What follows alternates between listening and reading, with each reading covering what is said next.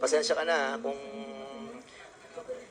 nagagamit tayo sa TikTok, ha. Alam mo naman mga TikTokers ngayon, no? And medyo nakaka baka nakakahiya kay ano pangalan na? Si Bakit Si si Walden. Cassandra? Eh, kanina si Hindi. Caro lang sasabihan ko rin si Ronaldin Baterna. Ronaldin, dati nasigawan kita, no? Pasensya ka na. Pero at least nung nasigawan kita, 'di ba umamin ka naman, 'di ba? And Point of you order, were Mr. able to Chairman. give us so many information. Maraming salamat sa iyo. Stephanie, maraming rin salamat sa iyo kahit naboboldya ka ni Congressman Abante, no?